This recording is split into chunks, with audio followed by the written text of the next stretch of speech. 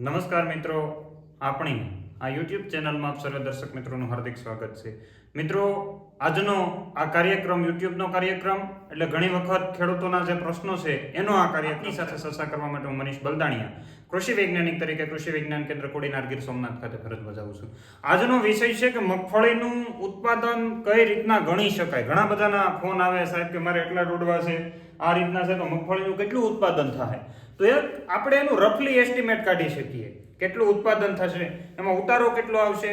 તો એની આજે કઈ રીતના મેથડ હોય, કઈ રીતના આપણે કાઢી શકાય, એની એક સરળ ભાષાની અંદર કે જે કૃષિ યુનિવર્સિટીની અંદર કૃષિ વૈજ્ઞાનિકો જે મગફળીના અખતરા લે છે એ અખતરાનું ઉત્પાદન કઈ રીતના ગણે છે એની આપણે આજે માહિતી મેળવવાની છે. એટલે ખાસ કરીને આપની સાથે ચર્ચા કરીએ તો મિત્રો, મગફળીનું ઉત્પાદન ઘણા બધા પેલા ખેડૂતના પ્રશ્નો હોય એની થોડીક ચર્ચા કરી લઈએ. ખેડૂત કેવા કેવા પ્રશ્ન કરે. પહેલો પ્રશ્ન ખેડૂતનો એવો, સાહેબ મારી મગફળીમાં કેટલું ઉત્પાદન આવશે, એ કઈ આધારે નક્કી કરી શકે. તો એની આજે આપણે ચર્ચા કરી લઈશું. પણ ઘણા એવું કે મારી મગફળીની અંદર 20 ડોડવા છે એવરેજ એક છોડવાની અંદર, તો કેટલું ઉત્પાદન થાય. હવે તમે જે છોડવો ખેંચો છે એ 20 ડોડવા વાળો છે, પણ બીજા છોડવાની અંદર છે એટલા બધા ડોડવા નથી, તો એના આધારે ન કરી શકાય. બીજું, ડોડવાની સાઈઝ નાના મોટી હોય એના આધારે પણ એસ્ટિમેટ ન કાઢી શકાય. ઘણીવાર ડોડવા ઓછા ભરાયેલા હોય, આપણે કાંધાનું પ્રમાણ વધ્યું એવી ચર્ચા કરી હતી, બરાબર. તો ડોડવા ખાલી રહી જતા હોય, ખાલી ડોડવાનું પ્રમાણ વધારે હોય, તો પણ આપણે મને લાગે છે કે ન બરાબર એસ્ટિમેટ કાઢી શકીએ. એટલે એસ્ટિમેટ ક્યારેય નજરથી નથી કાઢી શકાતું, નજર ઉપરથી ક્યારેય અંદાજો લગાવી શકાતો નથી. ઘણા બધા ખેડૂત મિત્રો એવા હોય કે જે પોતાની કોઠાસૂઝ, પોતાના અનુભવ, જે લોકો પોતાની કોઠાસૂઝ અને પોતાના અનુભવના આધારે કરતા હોય તો એ આમાં કોમેન્ટ કરવાનું ન ભૂલે, કારણ કે કોમેન્ટ બોક્સની અંદર જણાવશો તો મને પણ માહિતી આવે. એમાં તમે તમારો નંબર અથવા હું મારો નંબર તમને છેલ્લે આપું છું, તમારી કઈ પદ્ધતિ છે જેમાં તમે આ રીતના એસ્ટિમેટ કાઢો છો ને એસ્ટિમેટ પરફેક્ટ ખાસું પડે છે, તો એની તમારા વર્ષોના અનુભવની પણ મને માહિતી જણાવજો, જેથી કરીને મને પણ ખબર પડે અને અન્ય લોકો સુધી માહિતી આપણે પહોંચાડી શકીએ. ઉપરાંત આ યુટ્યુબનું માધ્યમ એવું છે કે તમારો ને મારો કોન્ટેક્ટ થઈ શકે. એમાં તમે નવી કોઈ ટેકનોલોજી જો અપનાવતા હોય અને તમારી પાસે કોઠાસૂઝની ટેકનોલોજી હોય તો એને તમે મારા સુધી પહોંચાડવાનો પ્રયત્ન કરજો, મારા ટેલિફોન નંબરના આધારે અથવા તો મારા વોટ્સએપ નંબરના આધારે, જેથી કરીને મને પણ ખ્યાલ આવે કે આ દુનિયાની અંદર, આ દેશની અંદર નવી નવી ટેકનોલોજી ઘણી બધી સારી એવી છે અને આપણે ખેડૂત મિત્રો આ ઉપયોગ કરી શકે. ખાસ કરીને ઉતારો કઈ રીતના કાઢવો, તો એનો ખાસ એક વાત જાણવી જોઈએ કે આપણે છે જનરલી યુનિવર્સિટીની અંદર હેક્ટર બેઝ ઉપર ઉતારો નીકળે છે. એની ઉપર હેક્ટર, એક હેક્ટરે કેટલું ઉત્પાદન થયું તમને જોજો આમ હશે, ક્વિન્ટલ પ્રતિ હેક્ટર અંગ્રેજીની અંદર લખેલું છે. ઉત્પાદન કેટલું આવે એ જાણવું જરૂરી છે. પણ એક હેક્ટર એટલે કેટલું? એક હેક્ટર એટલે 10,000 મીટર સ્ક્વેર એરિયા. કેટલો? 10,000 મીટર સ્ક્વેર એરિયા. 100 બાય 100 મીટરનું ખેતર હોય, આ તમે માની લો કે અહીંયા 100 મીટર છે અને અહીંયા 100 મીટર છે, તો આ 6.25 વીઘા થાય. 16 ગુઠાના 6.25 વીઘા જેવું થાય.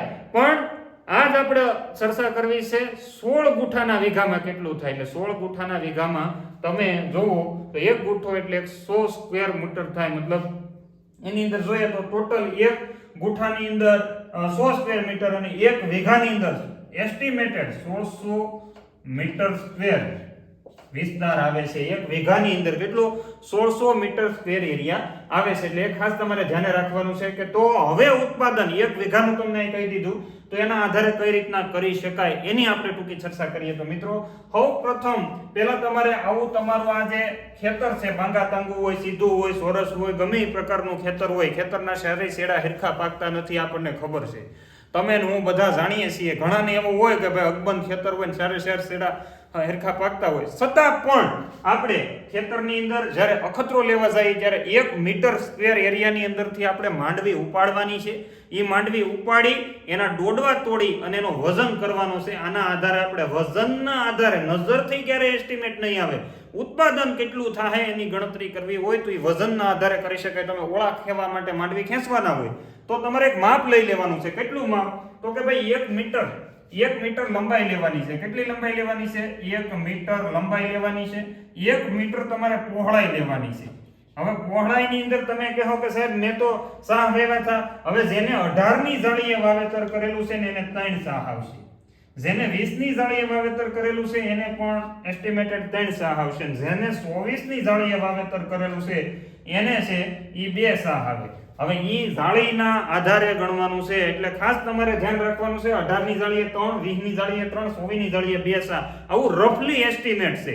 જાળી એટલે 1 ઇંચ, 1 ની જાળી એટલે 1 ઇંચ, 18 ની જાળી એટલે 18 ઇંચ, નહીતર ઘણા એમ કહે જાળી એટલે શું. એટલે આ રીતના છે એ તમારે કરવાનું છે, ખાસ તમારે ધ્યાને રાખવાનું છે. એટલે હવે 1 મીટર સ્ક્વેર એરિયા આપણે લઈ લીધો, ધારો કે જોઈએ તો 1 મીટર સ્ક્વેર એરિયા આપણે આને જ હવે મોટા સોફાને જ 1 મીટર સ્ક્વેર એરિયા માની લીધો કે ભાઈ આની અંદર 3 હાર આવી ગયા આના સાથે, બરોબર. એટલે ટોટલ 3 હાર આને લઈ લીધી, આ 1, આ 2 અને આ 3, એના દોડવા ખેંચ્યા, એનો આપણે દોડવા તોડી અને વજન કરવાનો છે. હવે એનો વજન ધારો કે આપણને 500 ગ્રામ મળ્યો. કેટલો?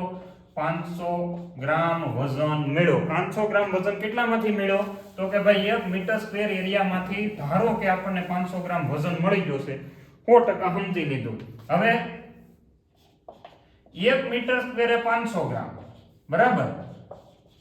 તો આપણું આ કેટલું છે? 1600 મીટર સ્ક્વેર. 1600 એ કેટલું? તો 1600 ગુણ્યા 500 અને ભાગ્યા 1 એટલે 1600 ગુણ્યા 500, 16 પંચું 80, બરાબર. અને ગ્રામમાં છે એટલે આપણે સીધું કિલોગ્રામમાં ફેરવી નાખીએ એટલે અહીં 0.5 થઈ જાય, એટલે 800 આનો જવાબ આવશે. કેટલો આવશે? 800 કિલો. 800 કિલો મગફળી 1 વીઘે પાકે. તમને એવું થાય કે લા ભાઈ એટલી કુજ્જે ન પાકે, પણ આપણે ધારો કે વજન લીધું હતું 1 મીટર એરિયામાં 500 ગ્રામ દોડવા પાકે તો 800 કિલો મગફળી પાકે. હવે જ્યારે મગફળી આ 800 કિલો ક્યારે ગણાય? જ્યારે મગફળી માનો કે આપણે 10 દિવસ પછી કાઢી લેવાની છે, મગફળી ઓળા થાય એવી મજબૂત દોડવા થઈ ગયા, અંદર લાલ કલરના થઈ ગયા, દોડવા પાકી ગયા છે, ધોળું ફોફું રહ્યું નથી, કાળા પ્રકારનું ફોફું થવા માંડ્યું છે. આ મગફળીની અંદર 500 ગ્રામ દોડવા 1 મીટર સ્ક્વેર એરિયાની અંદર પાકશે એટલે 800 કિલો નીકળે. 800 કિલો એટલે એના તમે મણની અંદર ભાગાકાર કરો તો તમારે કેટલા મણ થશે? 40 મણ માંડવી થશે. હવે 40 મણ ભેજ સાથે છે. હવે એની અંદર 800 કિલોના ગણીએ, કિલોનું ગણીએ તો એની અંદર 40% મગફળીની અંદર જ્યારે માંડવી ઉપાડીએ ત્યારે 40% ભેજ હોય ઉડી જવાનો છે. એ 40% ભેજ આમાંથી બાદ કરવો જરૂરી છે. એટલે 8 × 32 એટલે 320 કિલો આમાં ભેજ હશે. કેટલો? 320 કેજી ભેજ છે આની અંદર. ઈ ભેજ 800 માંથી બાદ કરવાનો છે. 800 માંથી 320 કિલો બાદ કરીએ એટલે આપણને કેટલું મળે? અહીંયા 480 કિલો મળે, બરોબર. 480 ને આપણે 2 વડે ભાંગીએ એટલે 24 મણનો ઉતારો આવે. 480 ભાગ્યા 2 બરાબર 220 એટલે 24 મણ આવે. 480 ભાગ્યા 20 કારણ કે આ કિલોમાં હતું એટલે 24 મણનો ઉતારો આ રીતના ગણી શકાય. એટલે 16 ગુઠાના વીઘામાં જો તમારે 1 મીટર સ્ક્વેર એરિયામાં 500 ગ્રામ માંડવી થાય તો તમારે સમજવાનું આપણે 24 મણનો વીઘો આવશે. સમજાઈ ગયું તમને? એક ફરીવાર રિપીટ કરીએ. એક ચોરસ સોકટું લેવાનું છે, એનો 1 મીટર સ્ક્વેર એરિયાના દોડવા તોડવાના છે, દોડવા તોડ્યા પછી એનો વજન કરવાનો છે. એનો વજન કર્યા પછી તમારે, હું અહીંયા ફોર્મ્યુલા તમને બ્લેક કરીને લખી દે, વજન કર્યા પછી તમને 500 ગ્રામ દોડવા મળે. 500 ગ્રામ દોડવા મળ્યા પછી તમારે છે એને 1 મીટર સ્ક્વેર એરિયા એટલે 1 વીઘા વડે ગુણવાના છે. 1 મીટરમાં 500 ગ્રામ તો 1600 મીટર એક આપણે રફલી વીઘો લીધો છે. એમાં કેટલા? 1600 ગુણ્યા 500 ગ્રામ એટલે 800 કિલા દોડવા આપણને મળ્યા. 800 કિલા દોડવાની અંદર 40% ભેજ આપણે માઇનસ કરવાનો છે, કારણ કે દોડવા જ્યારે માંડવી ખેંચી ત્યારે લીલી હતી એટલે ભેજ વધારે હતો, એટલે 320 કિલો ભેજ છે એ માઇનસ છે. એટલે હવે આપણને 480 કિલા આપણી પાસે દોડવા વધ્યા. 480 કિલાને મણમાં ભાંગવામાં આવે તો આપણને 24 મણ માંડવી આપણા 1 વીઘાની અંદર થશે. આ રીતના આપણે એસ્ટિમેટ કાઢી શકીએ. એટલે આ રીતના છે વીઘાનો ઉતારો કેટલો આવશે, નજરથી કે દોડવાથી ન કાઢી શકાય, આ રીતના કાઢી શકાય. એટલે તમારે ખાસ કાળજી રાખવાની છે. બીજી વસ્તુ ઉતારો, આ હતું ઉત્પાદનની વાત. હવે ઉતારો કઈ રીતના કાઢવો તો એ ખાસ તમારે ધ્યાને રાખવાનું છે. ઉતારો કાઢતા ઘણા બધા ખેડૂત મિત્રોએ ઘણા બધા વિડીયો મોકલ્યા છે. ભાવ કઈ રીતના મળશે એટલે તમારી મગફળીમાં કેટલો ઉતારો, તો મગફળી કાઢી લીધા પછી મારે 8 દિવસ સુધી તડકામાં સૂકવવી પડે. જે આપણે 40% ભેજની વાત કરી હતી, 40% ભેજ ત્યારે ઉડે. મગફળી 8 દિવસ સુધી સુકાય ત્યારે એની અંદરથી ઓલમોસ્ટ 32 થી 35% ભેજ ઉડે, 5% ભેજ રહે, હાવ ભેજ રહિત રહેતું નથી. કકડી મગફળીને તમારે 200 ગ્રામ મગફળી લેવાની છે. કેટલી? 200 ગ્રામ મગફળી એને ફોલી નાખવાની છે. 200 ગ્રામ મગફળી લીધા પછી એને ફોલી નાખ્યા પછી એના ફોફા અલગ થઈ જાય અને એના દાણા અલગ થઈ જાય. એમાં હળેલા દાણા હોય તોય પણ આપણે 200 ગ્રામ મગફળીને અંદર ભેગા કરી લેવાના છે. હવે 200 ગ્રામ મગફળી એક જગ્યાએથી નથી લઈ લેવાની. જે આપણે મગફળીનો ઢગલો કર્યો છે એ આખા ઢગલામાંથી એક મુઠ્ઠી ડોડવા લઈએ, બધાને મિક્સ કરી દઈએ, ફરતી બાજુથી મિક્સ કરી અને પછી 200 ગ્રામ છે આ 200 ગ્રામને એક જગ્યાએ વ્યવસ્થિત જોખી લઈ અને નાનો કાંટો લઈએ. કિલોગ્રામનો કાંટો કે ડેરીના કાંટાનો ઉપયોગ ન કરીએ, નાનો કાંટો લઈએ તો એ 200 ગ્રામ મગફળીને છે એ ફોલી નાખવાની. એમાંથી ફોફા અલગ થઈ જાય અને દાણા અલગ થઈ જાય. 200 ગ્રામ મગફળી આપણે ફોલી અને ધારો કે આપણને 145 ગ્રામ દાણા મળ્યા તો એ 45 નો ઉતારો આ કોઠા ભૂજથી છે. આવું કોઈ સાયન્ટિફિક કે ટેકનોલોજી નથી, પણ આ 45 એકડા પછીનો જે આંકડો આવે 45 નો ઉતારો. કોઈને 139 આવ્યો તો 39 નો ઉતારો, કોઈને 148 ગ્રામ દાણા છે તો 48 નો ઉતારો. ધારો કે એની અંદર હળેલ દાણા છે તો તમારે 2-3 દાણા હશે તો કોઈ વાંધો નથી, પણ 2-3 કરતા વધારે દાણા જો હળેલા હોય તો તમારે 2 ગ્રામ માઇનસ કરવાનું રહેશે. એટલે 148 નો આવે એમાં 5 દાણા હળેલા નીકળ્યા તો તમારે 147 એમાં તમારે 47 નો ઉતારો. હારામાં હારો ઉતારો 45 નો. સારામાં સારો ઉતારો છે મગફળીનો 45 નો. એનાથી નીચે આવે જો દાખલા તરીકે જોઈએ તો અમુક મગફળી ઝીણા દાણા વાળી છે તો એનો ઉતારો કદાચ 140 આવે તો એ બેસ્ટ કહેવાય. જ્યારે 20 નંબર હોય, 22 નંબર હોય તો એના મોટા દાણા છે તો એનો ઉતારો તમને 145 એની આસપાસ ઉપર મળે તો એ તમને સારું કહેવાય. એટલે બજારનો ભાવ છે 145 ના આધારે નક્કી થતો હોય. આ રીતના છે તમે ઉતારો કાઢી શકો. ગ્રામ સિંગમાંથી કેટલા દાણા નીકળ્યા એ તમારા ઉતારાને આધીન થતું હોય છે. એટલે ખાસ તમારે ધ્યાન રાખવાનું છે. એ ઉતારો કાઢવાની એક રીત છે. આ મગફળી જે 140 થી 145 ની મગફળી હોય એ 45 કિલો ડોડવા પીલું ત્યારે 15 કિલો તેલ નીકળે. 45 કિલો ડોડવા એટલે ત્રીજા ભાગનું તેલ. જ્યારે ત્રીજા ભાગનું તેલ આમાં નીકળતું હોય છે. અને ખાસ કરીને દાણા જ્યારે કાઢવા હોય તો આપણે 100 ગ્રામ દાણા ફોલીએ, 100 ગ્રામ મગફળી ફોલીએ ત્યારે એમાંથી 70 ગ્રામ જેટલા દાણા નીકળે અને બાકીનો 30 ગ્રામ જેટલા ફોફા નીકળે. પણ ઉતારો આ કાઢવાની રીત છે. ઉતારો કાઢ્યા પછી તમે તમારો ભાવ છે એ જાતે નક્કી કરી શકો. મારો ઉતારો 145 ઉપર છે અને વેપારી તમને ગામડે લેવા આવે ત્યારે એમ કે મારે તો ભાઈ 1000 રૂપિયા ભાવ આપવો, તો આપણે આપણું નક્કી કરીને કહેવું જોઈએ કે આ મગફળી ટોપ ગ્રેડની છે. કારણ કે ઘણાને ઉતારો કાઢતા નથી આવડતો, તે ખાસ ધ્યાન રાખજો.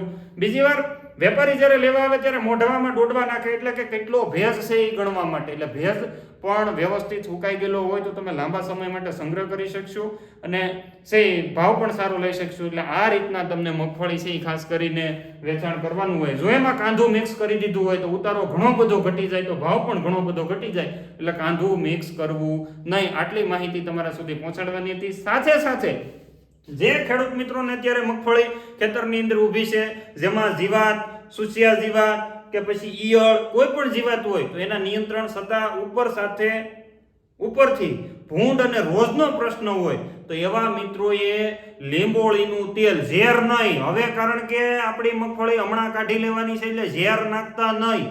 તમારે લીંબોળીનું તેલ હાઈ ગ્રેડનું જે સારા પાવર વાળું આવે છે અહીંયા આપેલા નંબર ઉપરથી એની વધારે માહિતી મળી જશે. લીંબોળીના તેલનો ઉપયોગ કરજો.